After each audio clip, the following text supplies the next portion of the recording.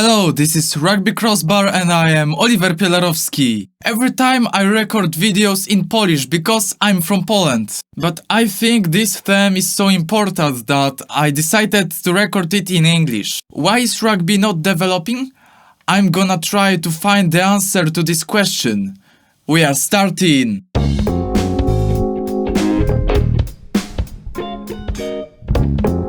Above all, we have to start with the beginning.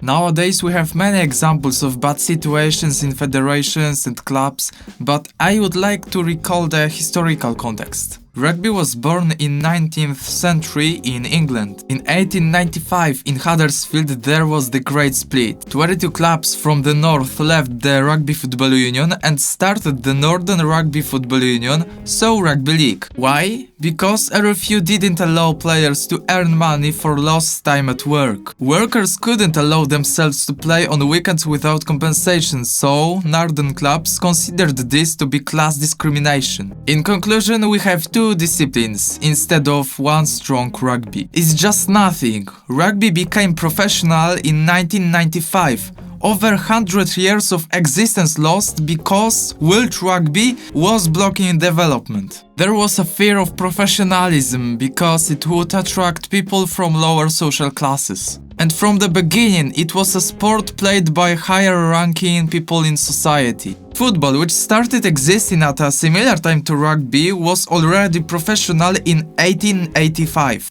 Rugby is led by age because honor and higher values were more important than development and professionalism. Of course, it's the essence of sport, but if you want to go up, you have to look at the bigger picture.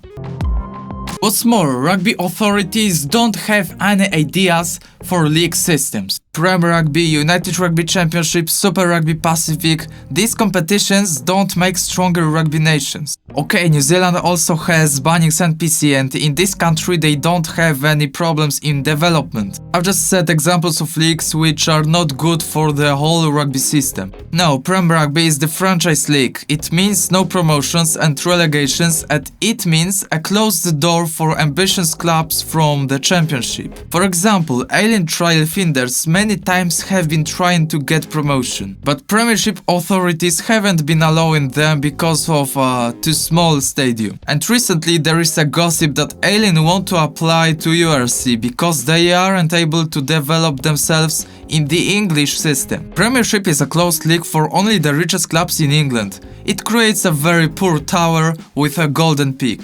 I say it as a Leicester Tigers fan.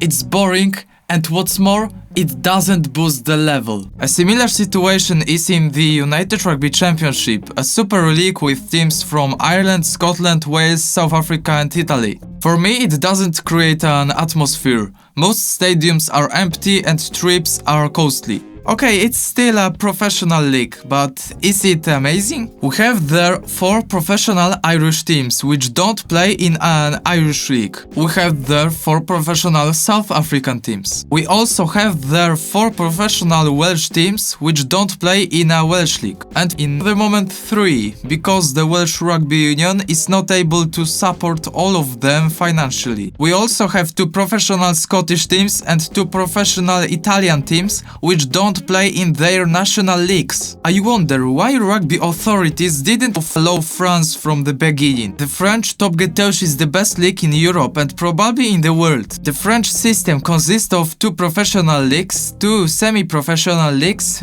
3 amateur leagues and 3 regional leagues. I will also add that the Top Gauche is the oldest league in the world.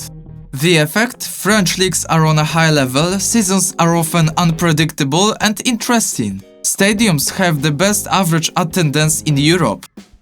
The top league is inundated with sponsors and teams can afford contracts with the best rugby players in the world. French clubs have been winning the Champions Cup since 2029 and the French national team is currently the best in Europe. This nation has a logical, tidy system which gives them juicy fruits. Of course, France has not won the World Cup, but it's only a matter of time. I mentioned the cups, and it's also an important point. Champions Cup and Challenge Cup, Rugby's answer to football's Champions League and Europa League. Great, but more and more people don't take it seriously. Why? Because every team from these three leagues plays in one of them. In conclusion, we have too many teams which don't care about it, and we have scores like this. From me, fewer teams in cups. At the same time, I would appeal to give teams from the other leagues in Europe a chance. Maybe a place in the Challenge Cup qualifications for league champions? Countries like Portugal, Belgium, the Netherlands, Poland, the Czech Republic, Germany could play in eliminations. Okay, it's an inspiration from football, but if it works, why not? Of course, the new team's scores will be very high in the beginning, but it's a process. So let's move on to the next point.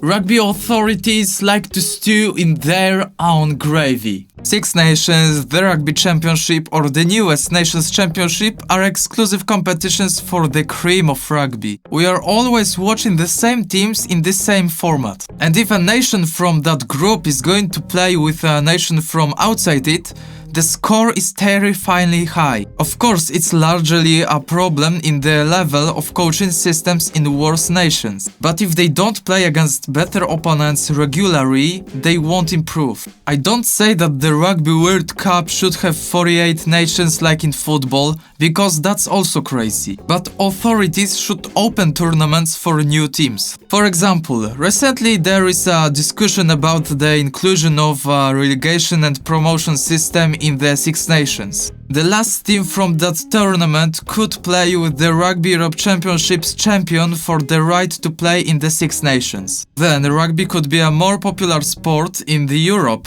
not only in a small group of countries. But every influential activist has to ask herself whether we want rugby to be stable. Because in my opinion, from the beginning, rugby has had potential, but people didn't have a logical plan for developing it. They keep inventing new tournaments, new formats, but the effect is like a straw house. Just to do something quickly, and after that we are surprised why it's not working, why rugby is in the tail of international sports.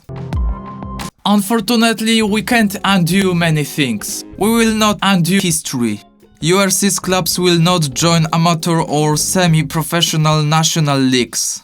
Most countries will probably never be professional. Many clubs will still be going bankrupt because of low popularity and financial problems. But everybody could try to make rugby better, more interesting, more exciting for fans, players, for us. This sport doesn't need people who look only at their business and think about how to earn more money. This sport needs people by vocation who have a good, stable and fair-sight plan. Someone who doesn't take a plan written in 5 minutes on the knee. Someone who knows what the goal is.